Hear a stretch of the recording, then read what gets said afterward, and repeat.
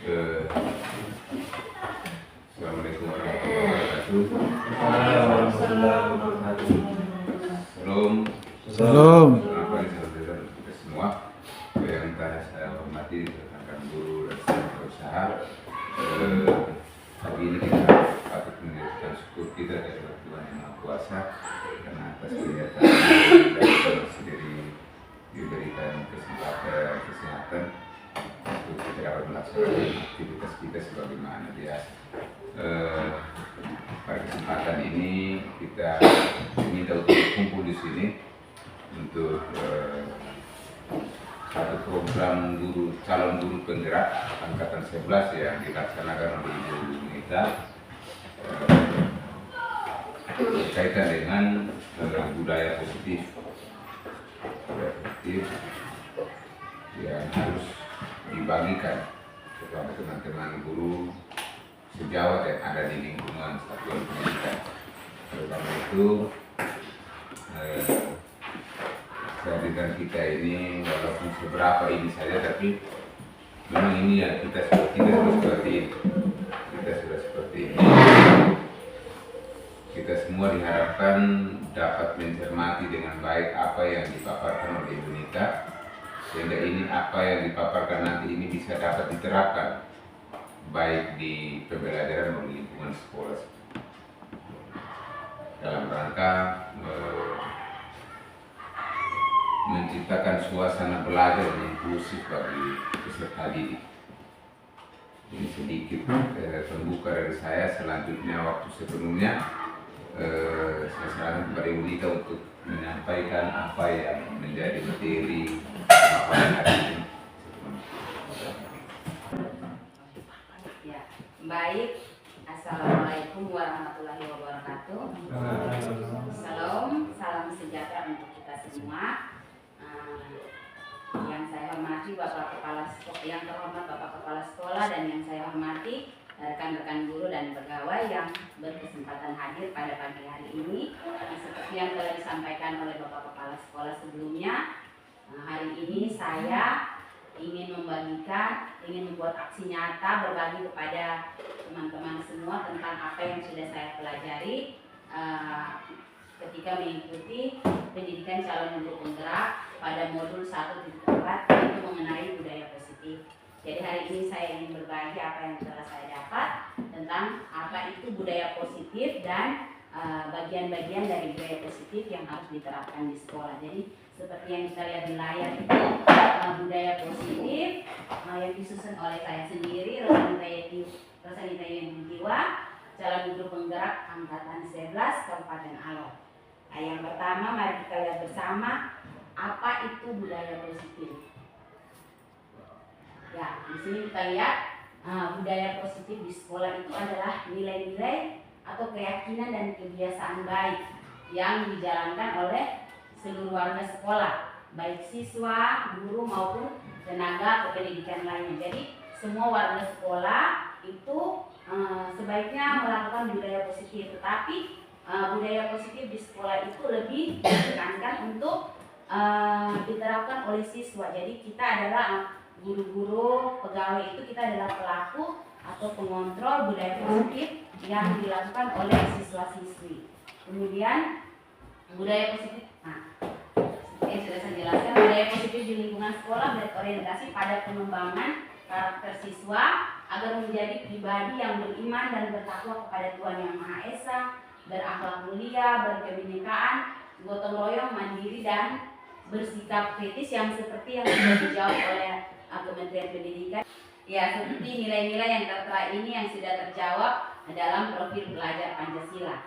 Tetapi ada juga nilai-nilai lain yang perlu ditekankan kepada siswa-siswi. Itu nanti sebentar kita akan lihat bersama. Yang berikut, sebelum kita belajar lebih lanjut tentang budaya positif, di sini ada sedikit bukan permainan, tetapi aktivitas yang diminta untuk Bapak Ibu lakukan, berimajinasi untuk mengetahui posisi kita itu mengontrol atau dikontrol. Jadi ini kegiatan ini diminta Bapak Ibu kegiatannya kegiatan mengepalkan tangan. Jadi ada satu kegiatan ini, Bapak Ibu diminta untuk mengepalkan salah satu tangan. Kemudian bayangkan, ya, Bapak Ibu silakan mengepalkan tangan, salah satu tangan saja. Kemudian bayangkan bahwa di dalam tangan tersebut, di dalam kepalan tangan tersebut ada barang berharga. Kemudian tugas Bapak Ibu itu menjaga barang tersebut di dalam kepalan tangan. Kemudian ada orang lain yang datang mencoba mengambil barang tersebut dengan segala cara. Ia membujuk, menghardik, mengintimidasi, memarahi, menggoda, menggelitik, bahkan menawari Bapak Ibu uang. Apakah Bapak Ibu bersedia membuka kepalan tangan atau tidak? Kalau Bapak Ibu sudah membayangkan, mungkin kita bisa lanjut. Saya lanjut, bisa? Ya, di sini pertanyaannya, apakah Bapak Ibu membuka kepalan tangan Bapak Ibu tadi? Mengingat kalau dalam kepalan tangan itu ada barang yang berharga. Mungkin bisa dijawab, apakah Bapak Ibu membuka kepalan tangan tadi? Tidak. Ya. Kemudian pertanyaannya, sesungguhnya yang memegang kendali atau memegang kontrol kepalan tangan Bapak Ibu tersebut tadi itu siapa? Diri sendiri atau orang lain yang datang ingin membuka tangan kita? Diri sendiri atau orang lain? Diri sendiri. Ini ada jawaban reflektif di sini. Pastinya kita sendiri yang memegang kontrol atas kepalan tangan kita. Apakah kita membuka atau menutup kepalan tangan kita? Itu bergantung pada diri kita masing-masing. Sama hubungannya dengan budaya positif. Kita yang mau mengontrol diri kita untuk melakukan budaya positif atau dipengaruhi oleh orang lain. Jadi nanti lebih lanjut kita akan lihat bersama bagaimana kita mengontrol siswa-siswi atau mau membangun kontrol siswa-siswi untuk melakukan budaya positif. Ya, kita masuk ke materi. Dalam budaya positif ini ada 7 materi yang saya susun. Yang pertama kita akan belajar tentang disiplin positif dan nilai kebajikan universal, kemudian motivasi dan penghargaan, hukum, konsekuensi dan restitusi, keyakinan kelas, kebutuhan dasar manusia, posisi kontrol guru, dan segitiga restitusi. Yang pertama itu disiplin positif. Kalau tadi budaya positif itu kita mulai dengan disiplin positif. Jadi apa itu disiplin? Kalau kita ingat-ingat disiplin, mungkin kita berpikir kalau disiplin itu berhubungan dengan tata tertib atau kita ingin sesuatu yang teratur. Kalau berkaitan dengan disiplin berarti kita ingin sesuatu itu teratur. Kemudian atau disiplin itu mungkin kita berpikir kalau itu berkaitan dengan patuh kepada aturan. Sehingga jika seseorang melanggar disiplin pasti ada hukuman. Tetapi dari modul 1.4 itu yang saya pelajari itu disiplin positif itu tidak berakhir dengan memberi hukuman ketika seseorang melanggar kedisiplinan. Kalau perlu, hukum itu tidak digunakan sama sekali. Jadi apa itu disiplin positif? Disiplin yang dimaksud itu adalah disiplin diri, yang mana memiliki motivasi internal atau dalam diri sendiri. Jadi mereka ingin melakukan sesuatu yang termotivasi dalam diri sendiri.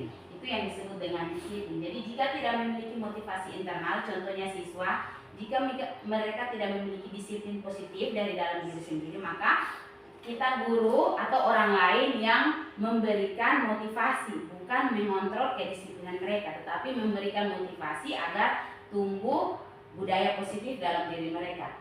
Ibaratnya untuk menjadi seorang murid atau pengikut, jadi kalau kita ingin contohnya agama, itu berarti kita harus paham betul mengapa suatu aliran atau ajaran tertentu itu mau kita ikuti. Jadi bukan kita hanya ikut-ikut saja, tapi kita ikut karena kita percaya ada hal yang ingin kita yakini. Jadi itu yang dimaksud dengan disiplin. Jadi sehingga motivasi yang terbangun adalah motivasi dalam diri, bukan yang dipengaruhi oleh orang lain. Kemudian disiplin diri mempelajari bagaimana cara kita mengontrol diri, bagaimana menguasai diri untuk memilih tindakan yang mengacu pada nilai-nilai yang kita hargai. Jadi disiplin positif itu membuat kita untuk mengontrol diri sendiri, bukan kita dikontrol oleh orang lain untuk melakukan sesuatu. Kemudian seseorang yang memiliki disiplin diri berarti mereka bisa bertanggung jawab terhadap apa yang dilakukan, karena mereka mendasarkan tindakan pada nilai-nilai kebajikan universal.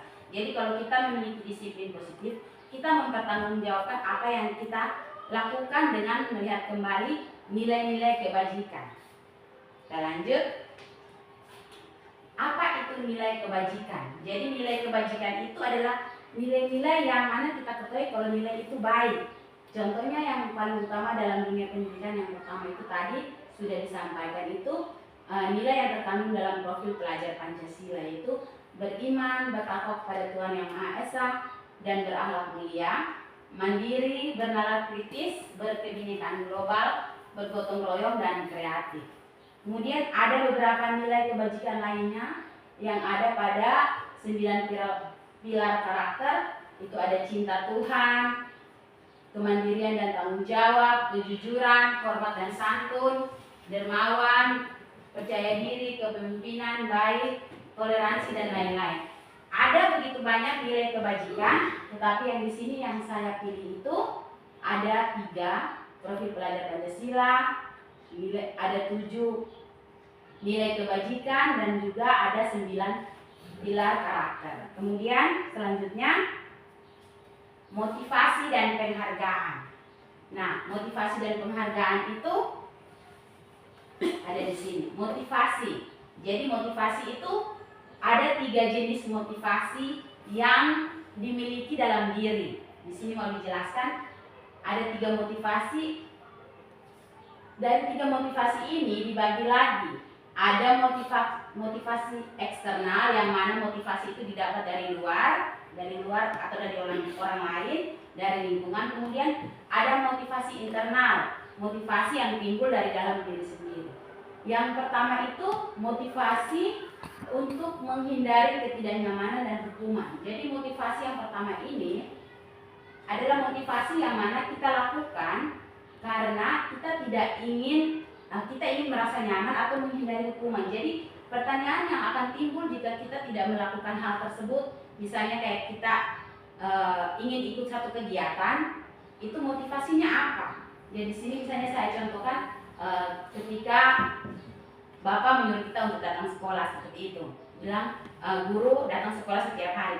Kita bisa memilih kita datang sekolah untuk mengajar atau tidak. Jadi itu ada 3 jenis motivasi. Yang pertama, untuk menghindari ketidaknyamanan dan hukuman. Kita bisa saja yang akan kita pertanyakan, apa yang akan terjadi apabila saya tidak melakukannya? Misalnya, kalau saya tidak pergi ke sekolah, mungkin Bapak Kepala Sekolah akan menghukum saya, membuat panggilan, atau karena saya tidak masuk sekolah tiap hari, saya akan merasa tidak nyaman di sekolah. Jadi saya harus ke sekolah, karena kalau saya tidak masuk sekolah tiap hari, mungkin teman-teman akan bilang, kenapa dia kita semua ada datang tapi dia tidak datang? Karena itu akhirnya kita tidak nyaman. Itu motivasi yang pertama. Yang kedua, untuk mendapatkan imbalan atau penghargaan dari orang lain. Contohnya seperti tadi, misalnya tentang mengajar juga. Pertanyaan yang dimunculkan kalau kita memiliki motivasi ini adalah, apa yang akan saya dapatkan bila saya melakukannya? Misalnya, kita sebagai guru, kita datang sekolah. Terus, misalnya kita ingin bertanya, apa yang akan saya dapatkan? Oh, saya ingin pergi ke sekolah rajin supaya dipuji. Oh, itu ibu guru paling rajin. Misalnya seperti itu. Kemudian, imbalan. Saya rajin supaya nanti pas saya terima gaji, mungkin ada uang tambahan. Mungkin seperti itu. Yang ini, yang motivasi pertama dan motivasi kedua itu adalah motivasi eksternal karena pengaruh dari luar. Yang ketiga itu untuk menjadi orang yang menginginkan diri sendiri dan menghargai diri sendiri dengan nilai-nilai yang dia percaya. Kalau ini misalnya seseorang yang memiliki motivasi seperti ini akan bertanya pada diri sendiri, akan menjadi orang seperti apa bila saya melakukannya. Contohnya seperti tadi guru, kita ingin ke sekolah, kita tidak bilang karena tidak nyaman atau dihukum atau mendapatkan imbalan, tetapi kita motivasi dalam diri sendiri. Oh, saya adalah guru, berarti tugas saya adalah mengajar dan mendidik. Itu adalah motivasi yang timbul dari dalam diri sendiri. Jadi kalau motivasi seperti itu tidak ada, berarti yang ada hanyalah motivasi yang 1 dan 2 saja. Jadi mari kita melihat diri kita lagi. Kira-kira kita ini sebagai guru, kira-kira kita memiliki motivasi yang mana? Kemudian setelah kita sadar kita memiliki motivasi yang mana, yang paling baik yang mana, motivasi ini juga yang nantinya akan kita terapkan kepada murid. Kita mau murid kita datang ke sekolah karena motivasi yang mana? Itu tugas kita untuk memunculkan motivasi, entah motivasi satu atau yang kedua atau yang ketiga. Itu adalah tugas kita guru dalam hal budaya positif di sekolah. Yang berikut, penghargaan. Nah, contohnya seperti kemarin, mungkin dalam kelas kita biasanya memberikan penghargaan kepada siswa jika mereka melakukan sesuatu. Nanti kita akan lihat apakah dampak penghargaan itu baik atau tidak kepada siswa-siswi. Nah, di sini dituliskan menurut ilmuwan Alfikon, saat kita berulang kali menjanjikan hadiah kepada anak-anak agar berperilaku bertanggung jawab, atau kepada seorang murid agar mempelajari sesuatu yang baru, atau kepada seorang karyawan agar melakukan pekerjaan yang berkualitas, kita sedang berasumsi mereka tidak dapat melakukannya atau mereka tidak akan memilih untuk melakukannya. Jadi yang saya buat, yang saya tangkap dari kalimat ini adalah, jika kita memberikan penghargaan, artinya kita berpikir, oh dia tidak bisa, kalau saya kasih hadiah pasti dia akan buat seperti itu. Tetapi mungkin dimaksudkan di sini, sebaiknya kita jangan umpan dengan penghargaan, tapi kita kasih motivasi. Jadi ada dampaknya, apakah penghargaan itu baik atau tidak. Dan ini dampaknya. Yang pertama, jadi Alfikon itu dia berasumsi bahwa penghargaan itu adalah sebuah hukuman. Jadi di sini dia bilang dihukum oleh penghargaan. Kenapa Alfikon bisa omong seperti itu? Yang pertama, kita lihat di sini ada pengaruh jangka pendek dan jangka panjang.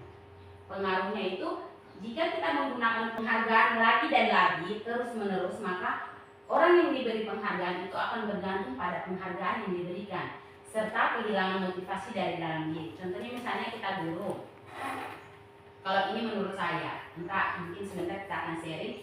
Kalau misalnya kita memberikan siswa penghargaan untuk melakukan mengerjakan tugas, nanti yang dia mau itu bukan dia bisa kerja tugas, tapi yang dia mau itu saya kerja supaya saya dapat penghargaan, misalnya dapat coklat, misalnya dapat gula. Tetapi akhirnya dia tidak berpikir bahwa saya perlu mengerjakan tugas ini karena saya siswa, saya datang belajar, tapi saya harus kerja tugas ini supaya dapat hadiah dari ibu guru. Itu seperti itu, pengaruh jangka panjang atau jangka pendek. Jadi ketika nanti kita tidak kasih lagi penghargaan, mungkin motivasi untuk mengerjakan tugasnya tidak akan ada lagi. Saya tidak kerja karena ibu guru tidak kasih saya coklat lagi, ibu guru tidak bawa coklat, jadi biar hari ini saya tidak usah kerja. Kemudian yang berikut, penghargaan tidak efektif.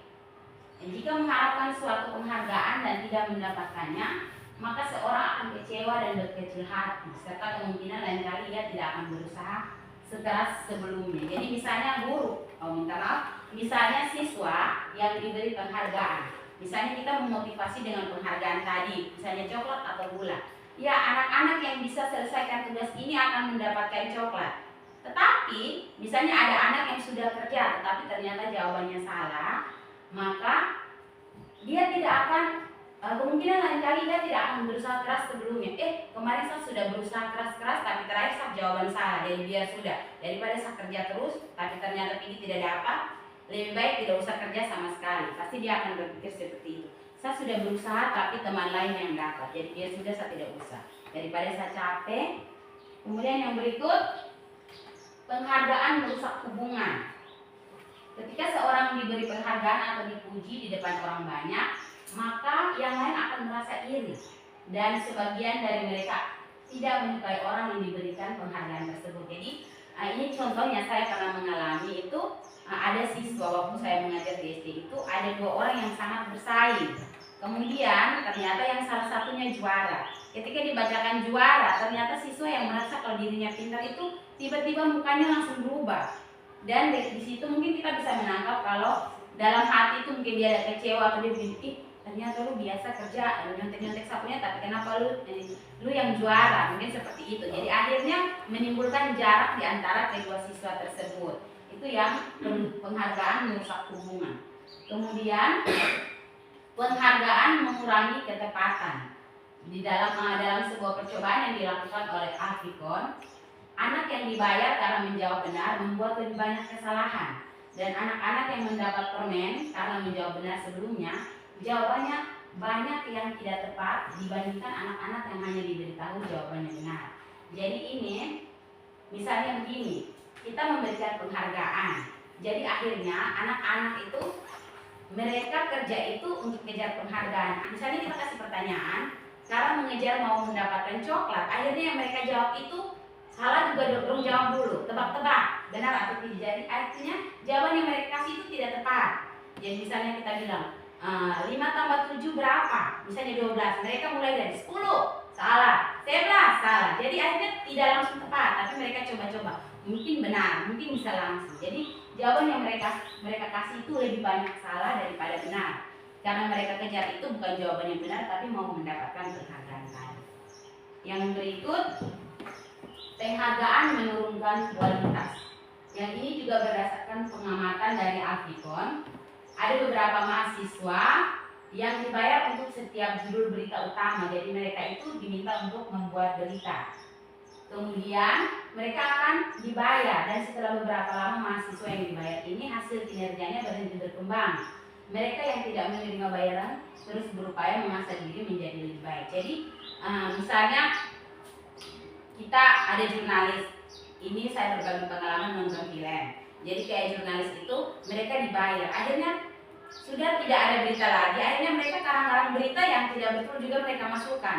Itu artinya berita yang mereka kasih itu karena mengejar penghargaan. Kalau saya tidak kasih berita hari ini, berarti saya tidak dapat bayaran. Jadi akhirnya berita yang tidak penting, berita yang tidak benar, yang hoax juga mereka masukkan.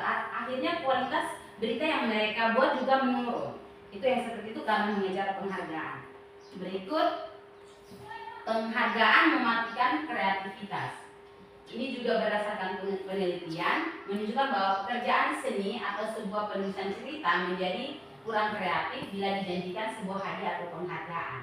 Nah, ini contohnya seperti misalnya kita ada seorang penulis, mereka membuat cerita.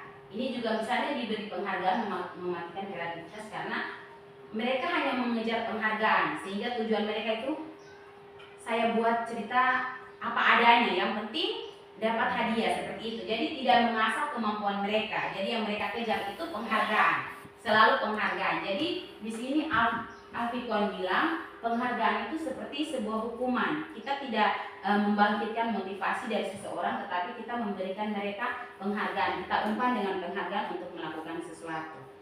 Yang terakhir itu penghargaan menghukum. Karena orang pada dasarnya tidak suka dikendalikan dalam jangka waktu lama, penghargaan akan terlihat sebagai hukuman. Contohnya misalnya seseorang diberi tanggung jawab. Di dalam tanggung jawab itu misalnya dihargai dengan honor. Kadang dalam kerja tersebut misalnya atasan bilang harus kerja ini, harus kerja itu. Pasti kalau sudah kelelahan pasti seorang bilang, lu bayar saja, lu suruh saya, seperti itu. Karena saya dapat bayaran jadi bisa suruh saya seenaknya. Itu seperti dengan penghargaan itu menghukum. Karena kita sudah dapat penghargaan, jadi kita merasa dikendalikan oleh penghargaan yang diberikan. Jadi itu yang dibilang Alfikon kalau penghargaan itu menghukum. Yang berikut, motivasi dari dalam diri atau intrinsik itu jika kita memberikan penghargaan kepada seorang anak pada saat dia merasa sedang bangga dengan pencapaiannya sendiri, maka kita akan mengambil kegembiraan yang saat itu sedang dirasakan secara alamiah. Jadi contohnya misalnya ada anak kecil atau anak kecil, anggap saja anak TK. Misalnya mereka berhasil membaca, terus mereka pulang, mama saya dapat nilai 100. Misalnya mereka kerja soal, mama saya dapat nilai 100. Jadi mereka sedang sangat bahagia karena berhasil dapat nilai 100. Di saat itu mama kasih uang, misalnya 10.000. Karena ini sudah dapat nilai 100, jadi mama kasih uang. Nah, secara yang dikatakan oleh Alfikon itu, akhirnya anak tidak bahagia karena dapat nilai 100, tetapi anak bahagia karena mendapatkan uang tadi. Jadi kebahagiaan yang dia rasakan saat mendapatkan nilai 100 itu hilang, tetapi dia berubah menjadi kebahagiaan karena mendapatkan uang. Jadi akhirnya setiap hari dia bilang, saya harus dapat 100 karena nanti pulang mama kasih uang. Jadi dia tidak merasa kalau dapat nilai 100 itu membanggakan, membahagiakan lagi, tapi dia lebih mau mendapatkan uang yang dari mama kasih. Ya, sekarang kita masuk ke materi kedua, yaitu hukuman, konsekuensi, dan restitusi. Sekarang kalau saya sendiri awalnya saya berpikir kalau hukuman dan konsekuensi itu sama saja. Ternyata ada perbedaannya. Mari kita lihat bersama di sini. Sebelum kita bersama-sama melihat apa itu hukuman dan konsekuensi perbedaannya, di sini ada, semoga bisa dibuka.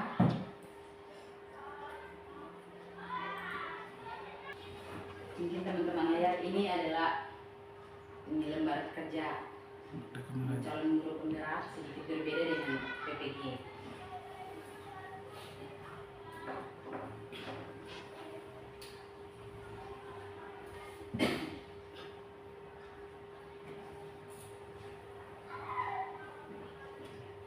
Di sini ada pertanyaan, mari kita sama-sama jawab. Di sini hukuman atau konsekuensi, Bapak Ibu nanti kita sama-sama jawab. Karena saya sudah kerja, jadi saya sudah tahu. Bapak Ibu saja yang jawab. Mencatat 100 kali di dalam buku, mencatat kalimat sebanyak 100 kali. Saya tidak akan terlambat lagi karena terlambat ke sekolah. Menurut Bapak Ibu itu konsekuensi atau hukuman? Kita jawab bersama-sama, baru nanti saya klik. Mencatat 100 kali saya tidak akan terlambat lagi. Menurut Bapak Ibu itu konsekuensi atau hukuman? Konsekuensi. Coba kita sepakat klik. konsekuensi. Ya. Ya, benar. Jawaban benar. Ya, lanjut. Lari mengelilingi lapangan basket 2 kali karena terlambat hadir di sekolah. Konsekuensi atau hukuman? Hukuman. Sepakat? Sepakat. Ya. Benar. Lanjut. Guru BK yang jawab semuanya. Membersihkan coretan yang dibuatnya di meja tulis. Konsekuensi atau hukuman? Membersihkan coretan yang dibuatnya di meja tulis. Konsekuensi atau hukuman? Itu hukuman. Hukuman. Sepakat yang mana? Konsekuensi atau hukuman? Hukuman. Hukuman atau konsekuensi? Hukuman. Coba. Salah. Benar. Ya. Pasti. Lanjut. Murid Ya. diminta push up 15 kali Ay. karena tidak menggunakan masker ke sekolah. Ini hukuman. atau konsekuensi? Hukuman. Oke, kita lihat. Ya. Berikut, menggantikan kertas tugas teman yang telah dicoret-coret. Konsekuensi atau hukuman? Konsekuensi. Ya. Konsekuensi dari apa itu? Ya, itu. Berikut ada 15. Kita kasih habis saja teman-teman. Ya. Berjemur di lapangan basket pukul 12 siang karena mengobrol dengan teman. Konsekuensi atau hukuman? Ya, betul. Lanjut. Murid diminta bertelanjang kaki sepanjang hari karena tidak menggunakan sepatu warna hitam sesuai peraturan sekolah. Konsekuensi atau hukuman? Ini apa? Konsekuensi atau hukuman? Murid diminta bertelanjang kaki sepanjang hari karena tidak menggunakan sepatu warna hitam sesuai peraturan sekolah. Konsekuensi atau hukuman? Hukuman. Berikut, berdiri di depan kelas sambil mengangkat kaki satu karena tidak menjawab pertanyaan. Konsekuensi atau hukuman? Itu salah. Lanjut. Ya, berikut. Membersihkan tumpahan air di meja tulis karena tersenggol pada saat belajar.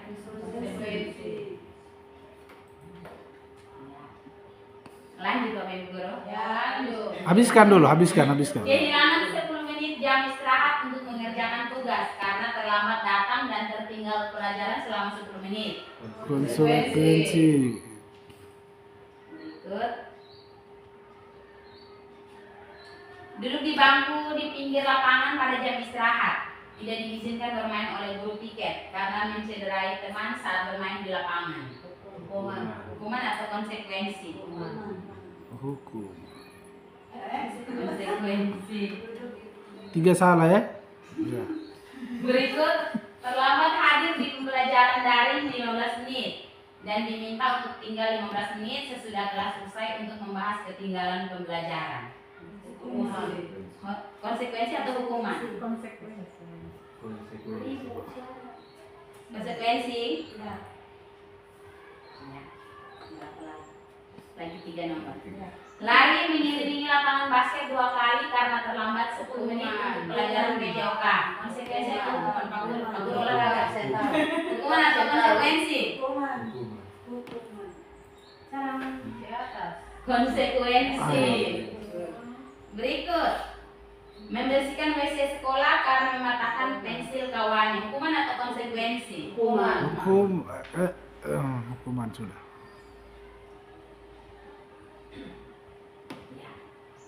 Oh, hanya 14 nomor. Kita benar 11 dari 14. Kita kembali ke materi. Hukuman atau konsekuensi. Mari kita lihat bersama. Hukuman, konsekuensi, dan restitusi. Hukuman bersifat tidak terencana atau tiba-tiba.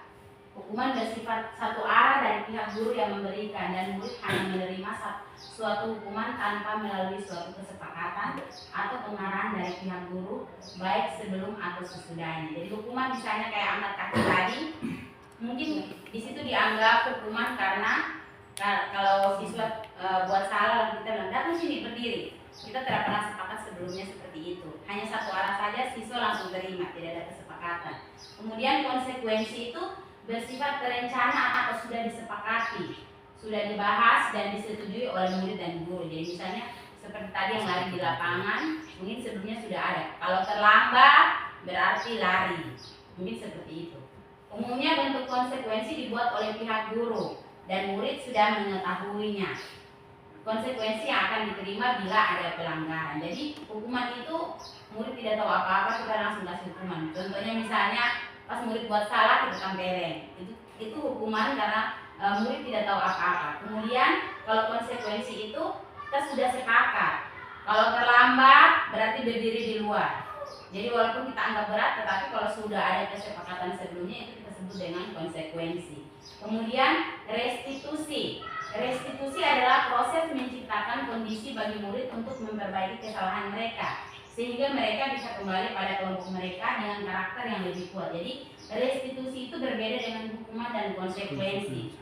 Kalau hukuman itu diberikan guru secara satu arah, konsekuensi itu sudah diketahui oleh dua belah pihak. Kalau restitusi, saat mereka melakukan kesalahan tidak diberi hukuman, tetapi diberikan motivasi untuk mereka memperbaiki kesalahan mereka sendiri. Ya, kita lanjut. Di sini ada identitas gagal dan identitas sukses. Jadi hukuman itu dianggap nanti siswa memiliki identitas yang gagal karena hanya satu arah saja. Jadi di sini ada hukuman, konsekuensi, dan restitusi. Yang termasuk dalam disiplin positif itu adalah konsekuensi dan restitusi, sedangkan hukuman tidak. Makanya tadi disebutkan kalau disiplin itu tidak menginginkan adanya hukuman. Misalnya, kalau dalam hukuman kita buat itu berarti ada sesuatu yang menyakitkan harus terjadi. Jadi siswa itu merasa tersakiti atau disakiti. Kemudian konsekuensi itu sesuatu harus terjadi tanpa menyakiti siswa karena sudah ada aturannya, sudah ada kesepakatan. Jadi mereka tidak akan sampai beri Bapak guru ini tidak ngomong saat tiba-tiba dikasih hukuman, tapi sebelumnya siswa sudah, kalau konsekuensi siswa sudah tahu. Jadi mungkin mereka hanya sedikit kecewa tetapi tidak sakit hati. Kemudian restitusi itu merupakan pilihan. Jadi kalau mau buat salah kita kasih pilihan. Kamu mau buat apa untuk memperbaiki kesalahan. Kemudian hukuman yang berikut tidak nyaman untuk murid untuk jangka waktu panjang. Jadi karena tadi misalnya sakit hati mereka akan dendam. Tetapi kalau konsekuensi hanya dalam jangka waktu pendek. Terakhir mereka sadar, oh kita sudah buat kesepakatan jadi memang saya harus terima hukuman. Tapi kalau untuk restitusi itu menguatkan anak dalam jangka waktu panjang karena pilihan mereka sendiri, motivasi mereka sendiri, jadi mereka akan ingat terus. Kemudian di sini murid seperti tadi murid akan tersakiti. Kalau yang di sini konsekuensi murid hanya merasa tidak nyaman. Kalau pada restitusi murid akan mendapatkan penguatan. Jadi mereka akan sadar, oh saya tidak boleh lakukan ini lagi. Itu yang perbedaan antara hukuman, konsekuensi, dan restitusi. Ya, kita lanjut. Keyakinan kelas. Keyakinan kelas itu ada pertanyaan pemantik. Pertanyaan pemantik ini untuk Bapak Ibu guru, mengapa kita menggunakan helm pada saat mengendarai motor? Jadi yang bawa motor mungkin bisa jawab, kenapa kita pakai helm saat mengendarai motor? Mungkin salah satu kawan bisa jawab. Pak Kasih, Pak Ruski, Pak Nirwan bisa jawab. Mengapa kita pakai helm saat mengendarai motor, Pak Guru? Untuk menjaga keamanan kepala saat terjadi kecelakaan. Di kepala, ya. Ya, Kita lihat di sini. Ya. Oh, pokoknya lah. ya. Saya jawabannya tadi ya. Jadi yang diharapkan dari keyakinan kelas itu berkaitan dengan mengendarai motor itu seperti itu. Karena beberapa orang berpikir kalau mereka pakai helm supaya menghindari diri dari polisi. Tapi di sini kita semua menjawab kalau kita menjaga keselamatan dan keamanan diri kita sendiri. Nah, menjaga keselamatan itu yang di sini yang dimaksud dengan nilai-nilai kebajikan yang akan dibuat untuk membangkitkan keyakinan seseorang. Jadi di sini keyakinan kelas, mengapa bukan peraturan kelas tetapi keyakinan? Karena keyakinan itu mengarahkan untuk melihat hal-hal baik, hal-hal yang bermanfaat, nilai-nilai kebajikan untuk diri kita sendiri. Jadi misalnya kalau peraturan, berarti peraturannya bilang pakai helm karena nanti kalau tidak pakai helm akan ditilang atau ditangkap polisi. Tapi di sini dia lebih memilih keyakinan karena kita yakini kalau kita pakai helm berarti waktu celaka kita akan selamat. Jadi kita pakai helm karena itu untuk baik untuk diri kita sendiri. Kita lanjut. Keyakinan kelas versus peraturan kelas. Jadi keyakinan kelas merupakan nilai-nilai kebajikan yang tersirat atau tersurat dan disepakati bersama untuk dijalankan. Jadi dia berdasarkan nilai-nilai kebajikan. Sedangkan peraturan kelas adalah peraturan yang dibuat agar proses pembelajaran di dalam kelas dapat berlangsung dengan tertib dan lancar, serta untuk mengatur perilaku para siswa. Jadi keyakinan itu siswa nanti mereka akan sadar sendiri kalau mereka berbuat salah. Tetapi peraturan kelas itu dibuat misalnya satu arah saja. Guru bilang tidak boleh ini, tidak boleh itu. Tetapi keyakinan kelas itu dibangun berdasarkan kesepakatan. Kita lanjut. Keyakinan kelas itu di sini kita bahas tentang keyakinan kelas. Yang pertama, keyakinan kelas bersifat lebih abstrak daripada peraturan yang lebih rinci dan konkret. Jadi misalnya kita bilang bertanggung jawab. Misalnya keyakinan kelasnya bertanggung jawab. Peraturannya bisa bilang simpanlah buku pada tempatnya. Setelah meminjam buku, misalnya di perpustakaan, setelah meminjam buku harap dikembalikan. Itu kalau keyakinan kelasnya itu dia masuk ke dalam nilai kebajikan bertanggung jawab. Jadi mereka bertanggung jawab ketika mereka ambil, mereka simpan kembali. Tetapi peraturan dia akan berkata kalau simpanlah kembali buku pada tempatnya. Jadi kalau peraturan dia itu lebih rinci, tetapi kalau keyakinan dia itu lebih kepada nilai-nilai kebajikan. Kemudian keyakinan kelas itu berupa pernyataan-pernyataan universal. Jadi yang kita semua sudah tahu. Jadi misalnya bertanggung jawab tadi, di mana saja mereka akan sadar kalau bertanggung jawab. Tetapi misalnya dalam perpustakaan mereka sudah tahu kalau simpan buku pada tempatnya. Mereka itu yang kita tanamkan di situ keyakinannya bertanggung jawab. Berarti ketika mereka kembali ke kelas, misalnya mereka punya teman punya pena, nanti mereka akan kembalikan karena ada rasa tanggung jawab. Kemudian pernyataan keyakinan kelas senantiasa dibuat dalam bentuk positif. Jadi dalam membuat keyakinan kelas itu kita tidak pakai kata larangan. Kita tidak bilang jangan ini atau tidak boleh ini. Nah, contohnya misalnya kita bilang tidak boleh maki-maki, jangan teriak-teriak. Itu di situ kita bilang saling menghormati atau menghormati saja. Jadi kita tidak ada larangan bilang jangan maki, jangan ribut, jangan teriak, jangan berkata kasar, tapi kita lebih kepada bilang saling menghormati atau saling menghargai. Dan itu adalah nilai-nilai seperti tadi yang ditanamkan dalam nilai-nilai kebajikan universal yang sudah dibahas sebelumnya. Kemudian keyakinan kelas hendaknya tidak terlalu banyak sehingga mudah diingat dan dipahami oleh semua warga kelas. Yang berikut, keyakinan kelas sebaiknya sesuatu yang dapat diterapkan di lingkungan tersebut. Jadi kita buat keyakinan di sekolah ya yang berkaitan dengan sekolah. Kita buat di kelas berarti berkaitan dengan kelas.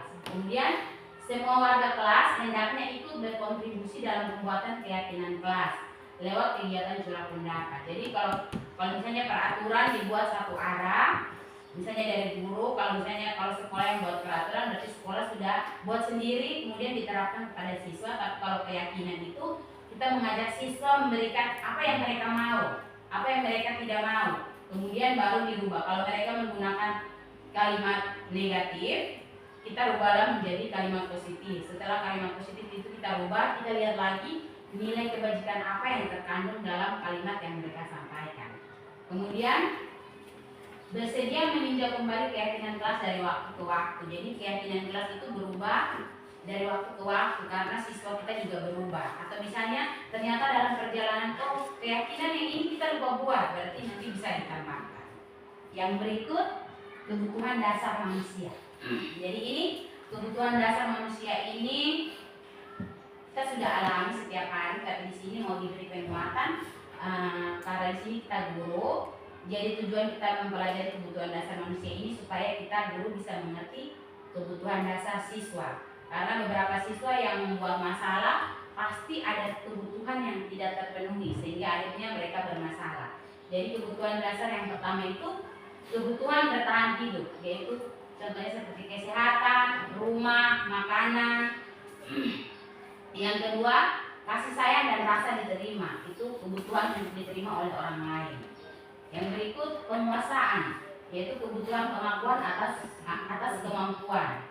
Kemudian yang berikut kebebasan atau kebutuhan akan pilihan.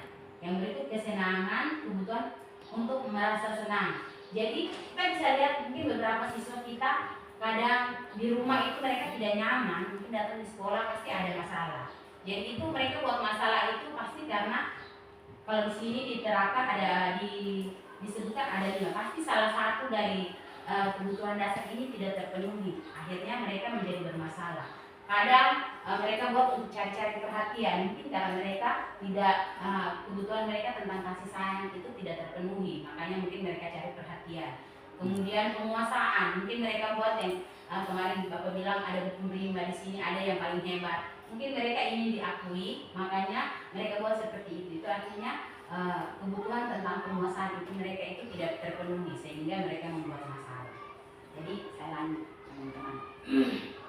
Kemudian ada 5 posisi kontrol. Di sini 5 posisi kontrol guru. Jadi kita sebagai guru, kita sebagai yang lebih tinggi daripada siswa itu memegang 5 posisi kontrol. Yang pertama itu posisi penghukum, posisi pembuat rasa bersalah, posisi teman, posisi pemantau, dan posisi manajer. Di sini kita sama-sama tidak dijelaskan, tapi kita sama-sama lihat kriterianya seperti apa. Tulisannya nanti saya baca. Yang di sini ada 5 posisi kontrol, itu ada penghukum, pembuat merasa bersalah, teman, pemantau, dan manajer.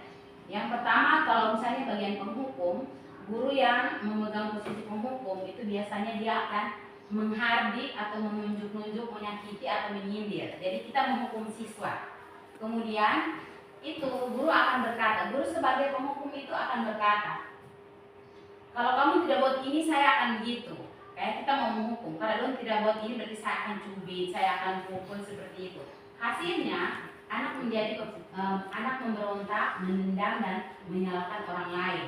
Jadi itu guru itu cubit-cubit saya tersuka dia, misalnya begitu. Ataukah mungkin tidak setiap hari terbawa-bawa, tapi mungkin minta maaf, mungkin kalau kita tampar pasti dong lihat kita akan tidak suka. Mungkin saat itu, mungkin besok, tapi sementara saat itu juga mereka lihat kita langsung mereka menghindar. Mereka menjadi pendendam. Kemudian murid berkata, saya semalas gitu. Jadi bilang saya tidak peduli lagi. Kemudian dampaknya pada murid itu mengulangi kesalahan berulang kali atau perilakunya menjadi lebih agresif. Mungkin karena mereka dendam, ketika ketemu kita mereka akan berulang lebih lagi supaya buat kita yang emosi. Kemudian guru sebagai pembuat merasa bersalah, itu kita berceramah, kita menunjukkan kekecewaan yang mendalam. Itu guru biasanya berkata, kamu sudah mengecewakan ibu. Atau kita kalau misalnya kita cerita nih, lu nih bisa buat begitu, lu nih buat ibu guru begini, misalnya seperti itu.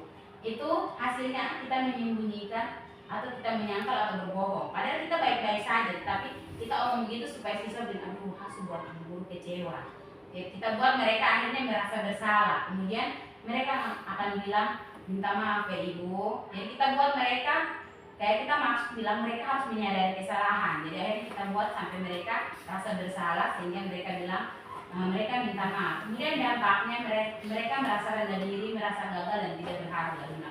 Jadi biasanya ada siswa yang kalau misalnya guru bilang, lu bisa buat begini ya, berarti teman-teman semua bilang, oh lu begitu pasti ada teman-teman yang akhirnya mereka berkecil hati. Kemudian jadi di sini ada dibagi lagi perilaku kontrol negatif. Jadi ada 5 posisi kontrol ini. Yang pertama, penghukum dan pembuat merasa bersalah itu dia masuk ke perilaku kontrol yang negatif. Kemudian yang berikut perilaku kontrol yang positif itu adalah perilaku kontrol guru sebagai teman. Yang pertama itu membuatkan alasan-alasan untuk murid-muridnya. Jadi guru yang mengambil posisi kontrol sebagai teman itu dia akan berkata, lakukan demi bapak ibu guru, ya sudah nanti bapak ibu guru bantu beresin. Jadi kita lebih akrab dengan ini siswa, tolong bantu dulu, buat ibu guru harus begini nih, tolong bantu, seperti itu. Jadi kita akrab dengan mereka, kita melakukan pendekatan langsung. Kemudian hasilnya akan ada ketergantungan. Jadi ataukah misalnya siswa tidak bisa, kita mari ibu guru bantu. Hasilnya siswa akan ketergantungan karena mereka merasa akrab dengan kita, sudah sebentar saya tidak bisa, nanti ibu guru bantu saya. Kemudian siswa akan berkata, saya pikir bapak ibu guru teman saya. Jadi misalnya kalau kita sudah menolak terus tidak bantu lagi, ibu guru nih sebelum-sebelumnya dibantu saya, kita dua akrab, tapi kenapa ini hari ini tidak. Kalau misalnya kita melepas posisi kontrol tersebut. Kemudian dampaknya tergantung, murid itu akan tergantung, tidak mandiri dan tidak bisa memutuskan. Jadi akhirnya dia membuat ini, tunggu nanti ibu guru yang kasih tahu saya dulu. Kemudian yang berikut posisi kontrol sebagai pemantau. Itu dia menghitung dan mengukur. Guru yang memiliki posisi kontrol sebagai pemantau itu akan berkata, apa peraturannya, apa konsekuensinya. Jadi misalnya pemantau itu dia tidak memberikan hukuman, tetapi ketika siswa melakukan kesalahan dia begini, kira-kira peraturannya seperti apa? Kamu tahu toh kalau buat ini kesalahannya seperti apa, tetapi dia tidak menjatuhkan hukuman. Kemudian hasilnya siswa akan menyesuaikan bila diawasi. Jadi misalnya kayak siswa ribut, peraturannya di dalam kelas misalnya tidak boleh ribut atau tertib. Berarti ketika kita lihat, ketika kita pantau baru dia tenang. Tetapi kalau kita sudah tidak pantau lagi, dia akan berulang lagi. Kemudian murid akan berkata, saya akan dapat berapa bintang kalau melakukan hal tersebut. Jadi dia bilang kalau saya buat seperti ini karena ibu guru pantau saya supaya saya dapat ujian, seperti itu. Jadi saya duduk tenang-tenang. Tapi kalau ibu guru tidak lihat, dia tidak akan melakukan hal yang baik lagi. Kemudian dampaknya itu menitik beratkan pada dampak pada diri sendiri, mendapatkan hadiah atau mendapatkan hukuman. Jadi dia melakukan seperti tadi saya bilang, dia melakukan sesuatu karena ada guru yang memantau dia. Entah dia kalau misalnya kita bilang anak ini tenang-tenang dulu, begitu.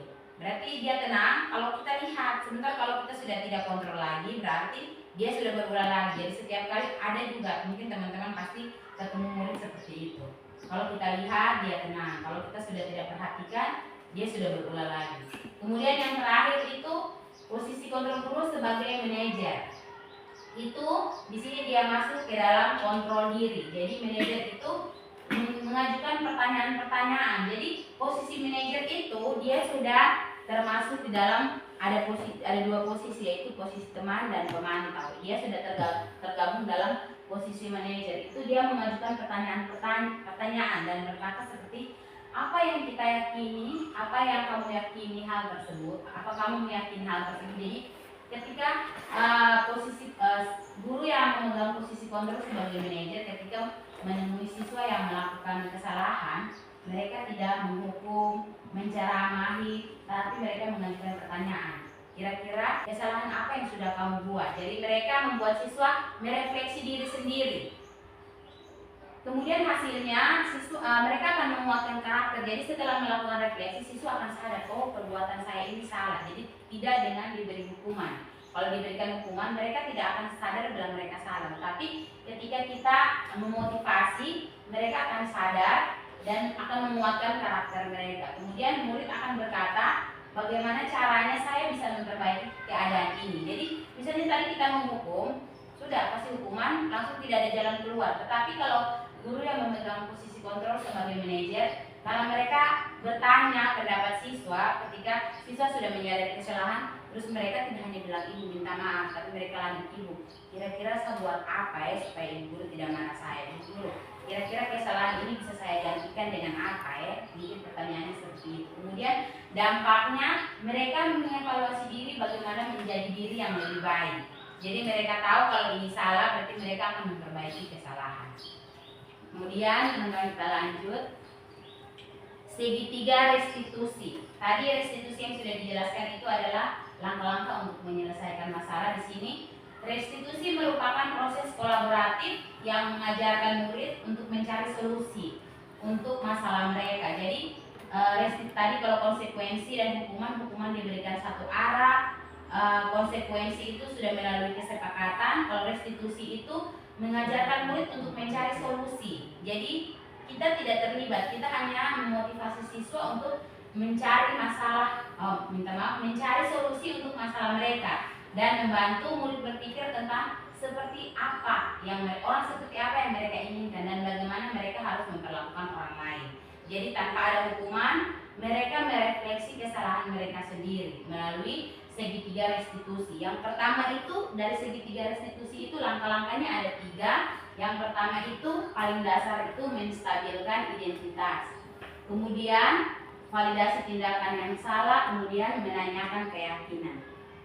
Ada di sini kita bisa lihat bersama. Menstabilkan identitas itu apa saja yang dilakukan, yaitu mengubah identitas anak dari orang yang gagal karena melakukan kesalahan menjadi orang yang sukses. Kita bisa buat, misalnya ada anak yang salah, kita melakukan pendekatan untuk menstabilkan identitas. Mereka sudah merasa bersalah, jadi pasti kalau kita tanya mereka tidak akan mengakui kesalahan. Jadi mereka sudah merasa rendah diri, berkecil hati. Kita untuk menstabilkan, kita bisa bilang berbuat salah itu tidak apa-apa, tidak ada manusia yang sempurna. Ibu guru juga pernah buat salah, jadi kira-kira kita mau mengajak siswa untuk menyadari kesalahan. Kemudian setelah mereka menyadari kesalahan, pasti mereka akan melakukan karena mereka tahu mereka gagal, mereka akan berubah diri menjadi orang yang lebih baik lagi. Itu di bagian menstabilkan identitas. Kemudian yang kedua, validasi tindakan yang salah. Dalam langkah validasi tindakan yang salah itu, kita mencari tahu kebutuhan apa yang tidak terpenuhi dari siswa sehingga mereka melakukan kesalahan tersebut. Jadi siswa yang membuat masalah tuh pasti ada kebutuhan yang tidak terpenuhi. Ada 5 kebutuhan dasar tadi yang tidak terpenuhi. Jadi dalam validasi tindakan yang salah itu kita melakukan pendekatan dan kita akan mengetahui kebutuhan apa yang tidak terpenuhi. Contohnya ada kalimat di sini, kamu pasti punya alasan mengapa melakukan hal itu. Jadi nanti anak-anak akan terbuka, saya buat ini karena begini ibu, bapak, seperti itu. Kemudian yang ketiga, langkah yang terakhir menanyakan keyakinan. Pada langkah menanyakan keyakinan ini, kita memunculkan motivasi siswa secara internal. Jadi memunculkan motivasi dari dalam diri mereka sendiri, menghubungkan murid dengan nilai-nilai yang dia percaya dan berpindah menjadi orang yang dia inginkan. Jadi kita memotivasi diri untuk menyadari kesalahan yang dia lakukan kira-kira bertentangan dengan nilai kebaikan apa. Itu misalnya kita tanya, apa nilai-nilai umum yang telah kita sepakati. Misalnya mereka melanggar keyakinan kelas, berarti kita tanya, kira-kira kamu melanggar keyakinan kelas apa? Yang telah kita sepakati seperti apa? Kamu mau jadi orang seperti apa? Jadi kita menanyakan keyakinan. Ternyata mereka telah melanggar keyakinan ini. Mereka akan sadar saat mereka bilang, oh saya buat ini berarti saya melanggar keyakinan ini.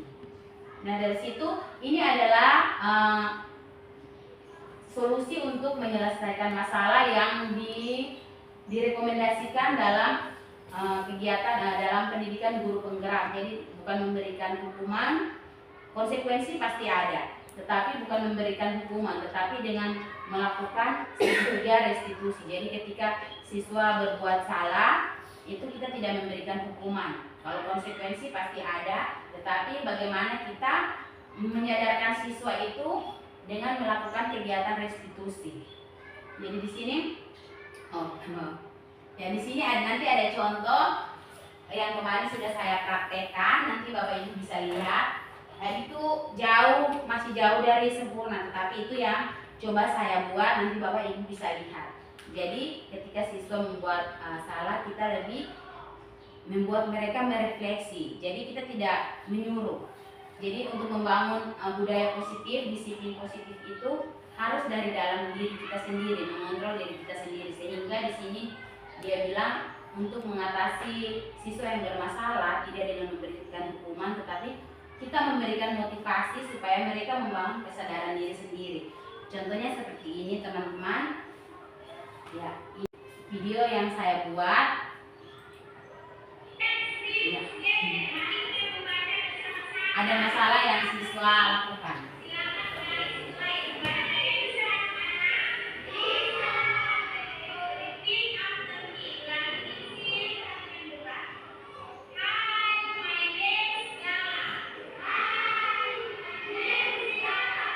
Di sini teman-teman lihat ada satu siswa yang bermasalah di tengah pembelajaran.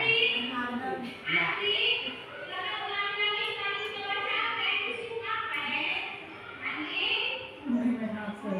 ini skenario teman-teman, tapi ini bisa menjadi contoh. Ya.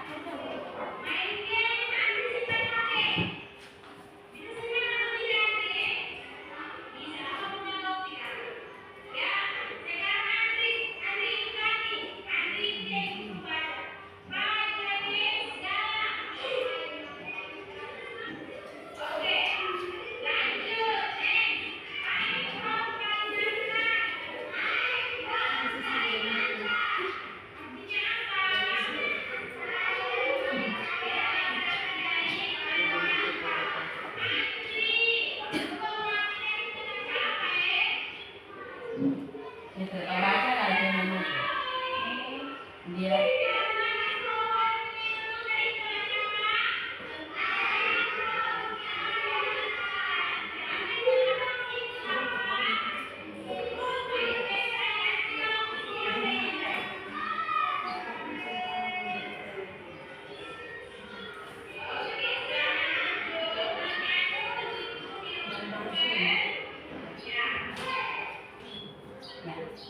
Ini adalah langkah-langkah saya lakukan untuk menyelesaikan masalah menggunakan segitiga restitusi.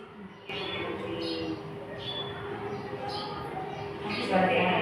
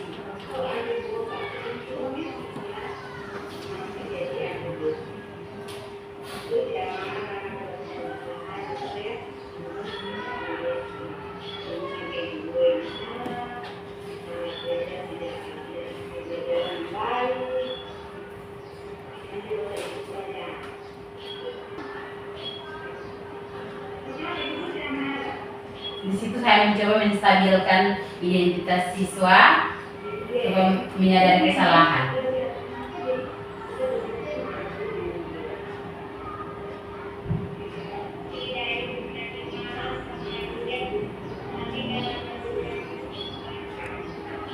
Siswa sudah kasih tahu alasan kenapa main game. Di situ kita mengerti kebutuhan apa yang tidak terpenuhi dari siswa.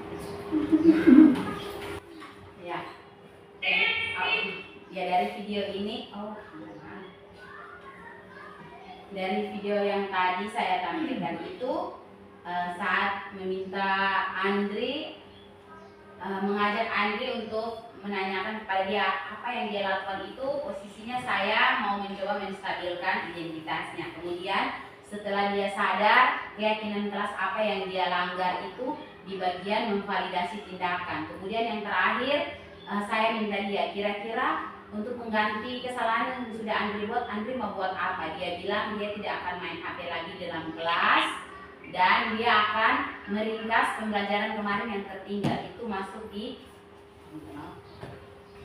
menanyakan keyakinan. Jadi dia mengganti kesalahannya kemarin. Jadi di situ tidak ada hukuman. Karena dia main HP di dalam kelas itu tidak ada hukuman, hanya ada restitusi. Jadi dia sadar kalau dia salah dan dia mengganti kesalahan itu dengan membuat ringkasan dan berjanji tidak akan main HP lagi di dalam kelas. Ya, teman-teman, kita sudah selesai materi tentang budaya positif. Ini kesimpulan yang saya ambil. Guru yang baik itu berperan sebagai manajer dan menyelesaikan masalah menggunakan segitiga restitusi untuk menghasilkan murid yang mandiri dan bertanggung jawab, serta yang tadi memiliki terutama berpegang pada profil pelajar Pancasila. Menyelesaikan masalah menggunakan segitiga restitusi membantu guru mengetahui kebutuhan dasar murid. Jadi tadi saya ketahui bahwa kebutuhan dasar Andri itu kesenangan, karena semalam dia main game karena belum menang. Jadi pagi terpaksa dia harus sambung lagi di dalam kelas. Kemudian dari kebutuhan dasar itu kita juga menemukan motivasi internal murid dan pelatih murid mengontrol dirinya sendiri. Jadi kita setelah mengetahui kebutuhan dasar melalui segitiga restitusi, kita membantu mereka menanyakan apa yang mereka lakukan itu menumbuhkan motivasi internal ke arah yang lebih baik dan melatih mereka untuk mengontrol dirinya sendiri, membuat mereka ingat kalau oh saya tidak buat ini karena saya melanggar keyakinan ini, saya melanggar nilai kebajikan ini. Ya, demikian dan terima kasih atas waktu dan kesempatan yang telah diberikan.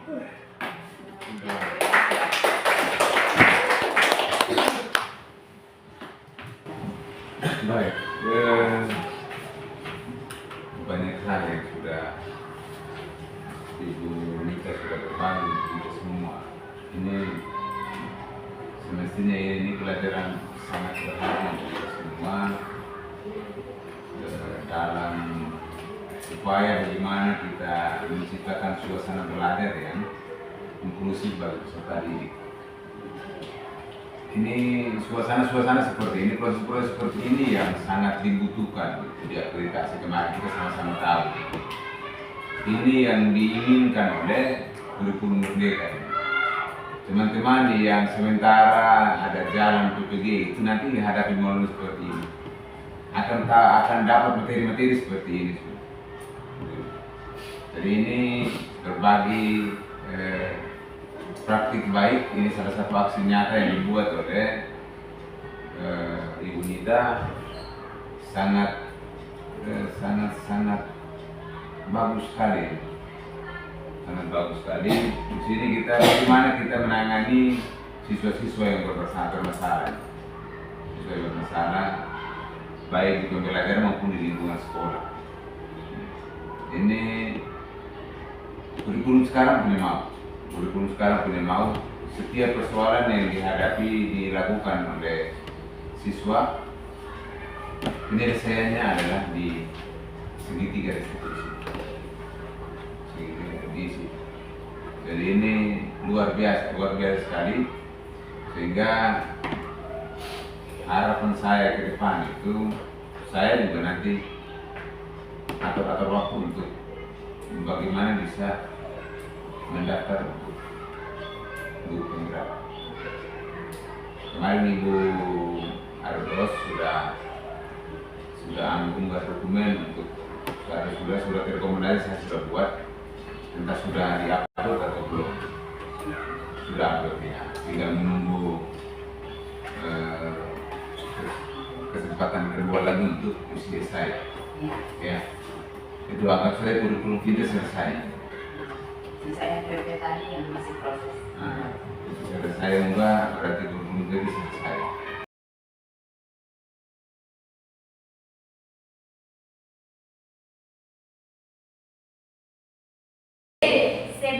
kita belajar, ibu guru mau ajak kakak-kakak kelas 7B buat keyakinan kelas. Kita manusia beragama toh, memiliki keyakinan atau tidak? Memiliki. Nah, keyakinan yang itu berkaitan dengan agama. Jadi kalau kita sudah punya keyakinan, kita tahu mana yang benar dan mana yang salah. Agama mengajarkan kita begitu toh. Nah, dalam kelas itu yang tadi ibu guru ngomong tentang keyakinan kelas itu artinya kita juga Andri Rafa. Jadi kita juga memiliki keyakinan kelas itu, kita mau seperti halnya agama, kita tahu mana yang benar, mana yang salah. Dalam kelas juga kita harus buat keyakinan kelas. Kalau dulu pernah ada yang bilang peraturan kelas toh. Kalau ini beda lagi. Kalau peraturan kita buat, kalau kita langgar mesti kita dapat hukuman. Kalau keyakinan ini mau dibuat itu sama seperti tadi Bu Guru bilang, halnya kita beriman pada Tuhan. Kita yakin, oh ini tidak baik. Kita sadar sendiri bilang, oh ini salah. Saya harus berubah. Nah sama juga dengan keyakinan kelas. Keyakinan kelas tuh berisi tentang hal-hal baik, nilai-nilai kebajikan. Nilai-nilai apa? Kebajikan. Jadi nilai-nilai kebajikan itu seperti apa? Nilai-nilai kebajikan itu adalah nilai-nilai yang semua orang tahu itu kalau itu nilai baik. Contohnya begini, misalnya kita pakai helm, orang yang berkendaraan, apalagi yang bersepeda motor, diwajibkan pakai helm toh. Nah pertanyaannya begini, kalau misalnya Rizky, ibu kasih contoh, Rizky bawa motor, Rizky pakai helm, itu karena mau jaga keselamatan atau takut dengan polisi? Nah, jaga keselamatan itu toh.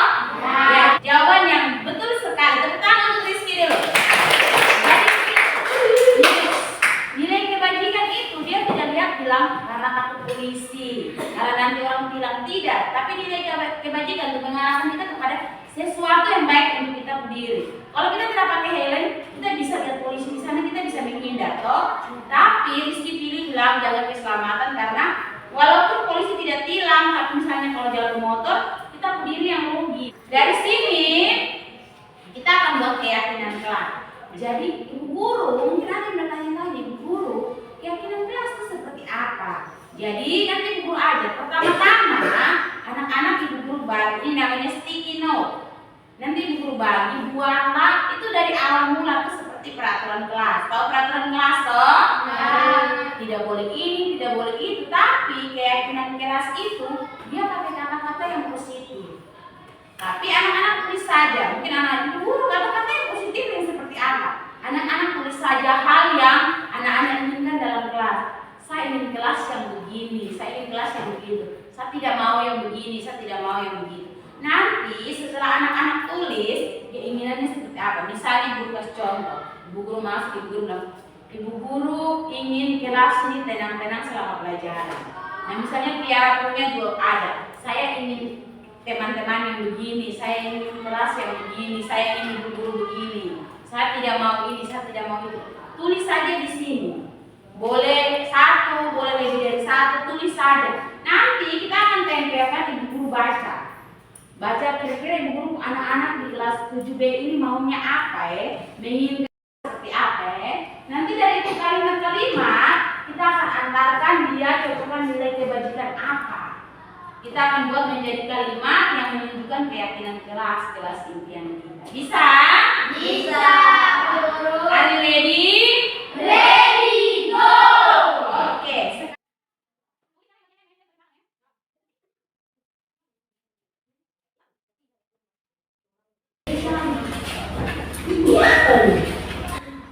Tulis kertas yang tadi tuh anak, ibu guru suruh tulis bilang ini apa tuh? Tulis kelas ya kalau misalnya Rizky bilang kayak di rumah, contohnya kayak di rumah, kalau mama tulis bilang ini peraturan di rumah Rizky. Nanti Rizky bilang bangun pagi, Rizky jaga kebersihan rumah begitu. Rizky bantu orang tua kerja begitu. Jadi kita buat untuk dalam sekolah. Rizky maunya kelas yang bagaimana?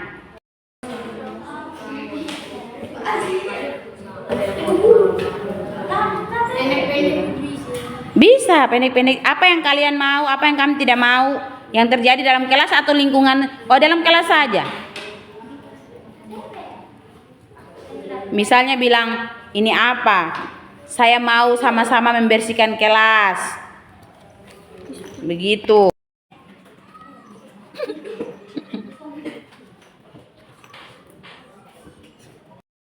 Yang sudah bisa tempel di kolom yang ada tulis pernyataan satu-satu.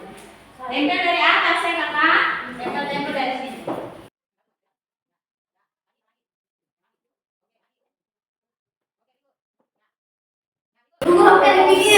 Gerak apa? Satu, masing-masing kan punya keinginan tersendiri toh untuk kelas yang dia inginkan toh.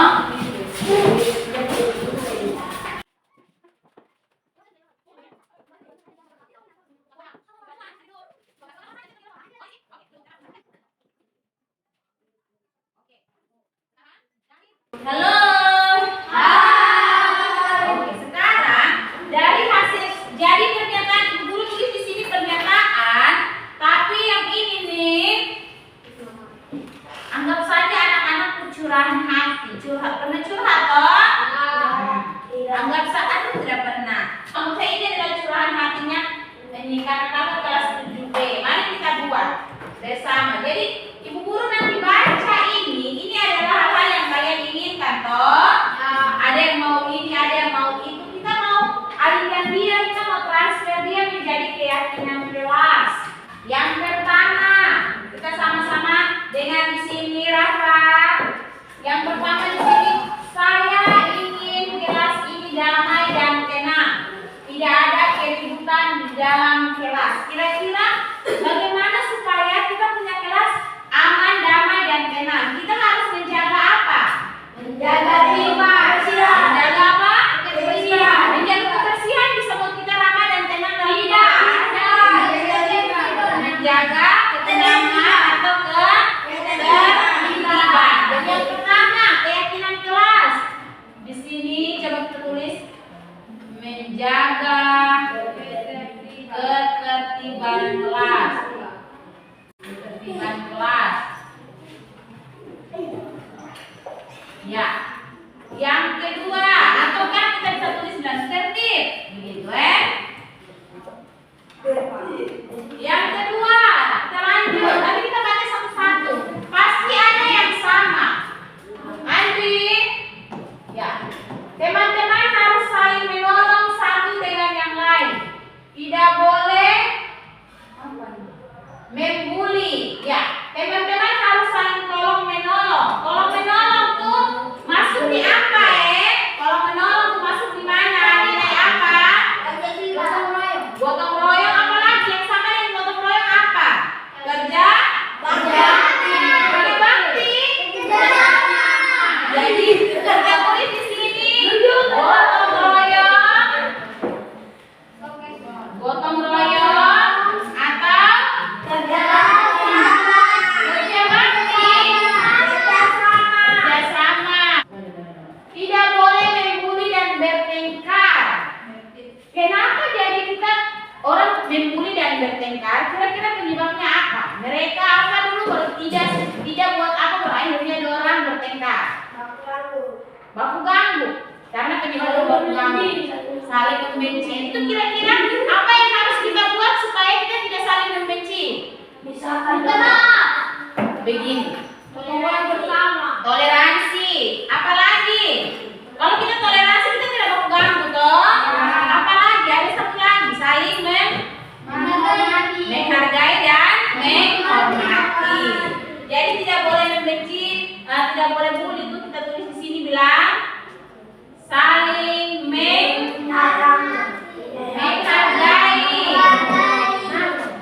atau menyayangi. Boleh menyayangi. Yang berikut, saya tidak mau saya kawan marah-marah saya. Nah, dalam membuat keyakinan kelas, Rizky, dalam membuat keyakinan kelas, kita harus menggunakan kalimat yang positif. Artinya, kita tidak boleh tulis bilang karena anak tulis saya tidak. Itu adalah kalimat negatif. Kata tidak itu berarti kalimat negatif. Dalam membuat keyakinan kelas, kita akan berubah menjadi kalimat positif. Nah, saya tidak mau saya ketawa marah-marah saya. Itu berarti harus menunjukkan sikap apa? Ya, sopan santun dan menghargai ada juga dan apa melayani dan ramah, sopan santun dan ramah dan sopan. Berikut, saya tidak mau kelas berantakan. Berarti menjaga apa tuh? Iya, banyak sekali loh. Ini anak-anak kita buat untuk kita berdiri. Berikut, saya tidak mau kelas berantakan. Sekali lagi tidak boleh pakai kata tidak. Kalau begitu tidak mau kelas berantakan kita ganti ke apa? Menjaga kebersihan dan kerapian. Kebersihan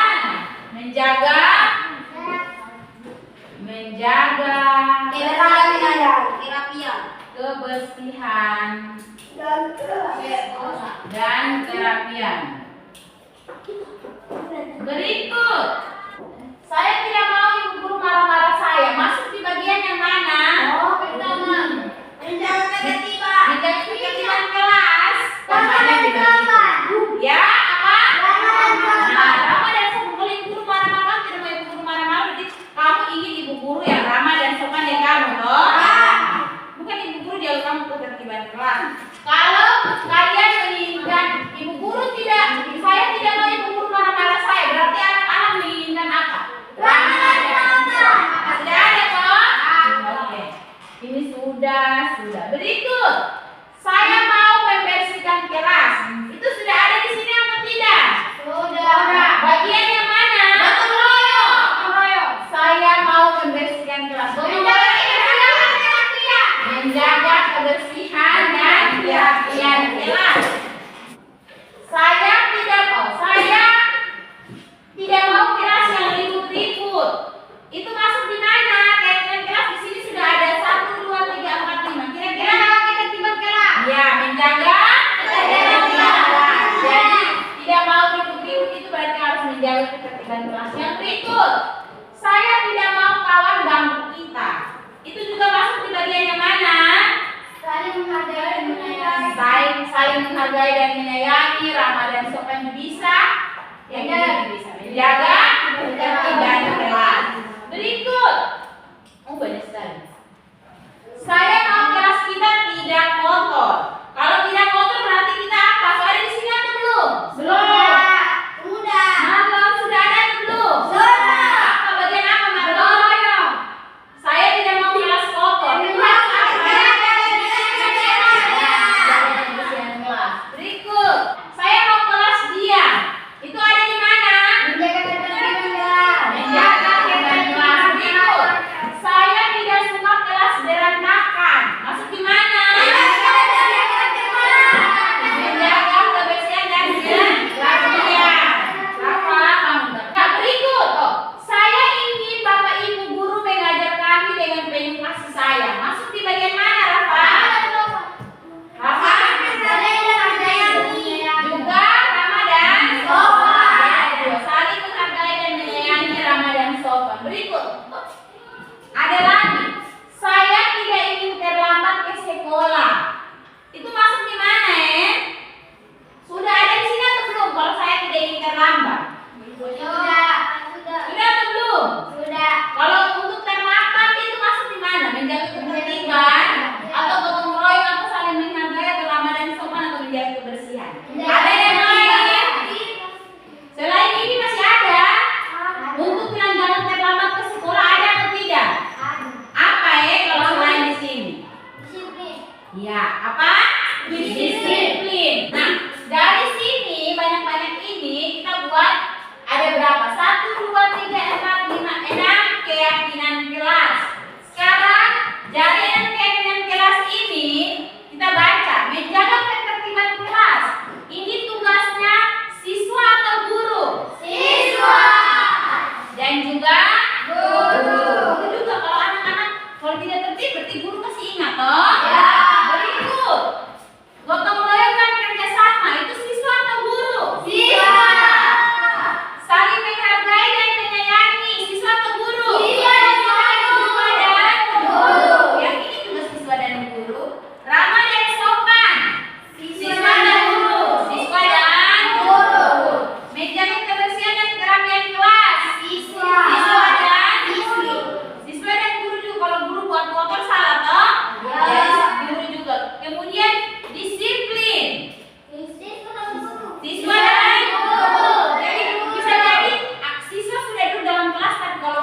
terlambat masuk. Tadi juga ada yang tulis di sini begitu. Saya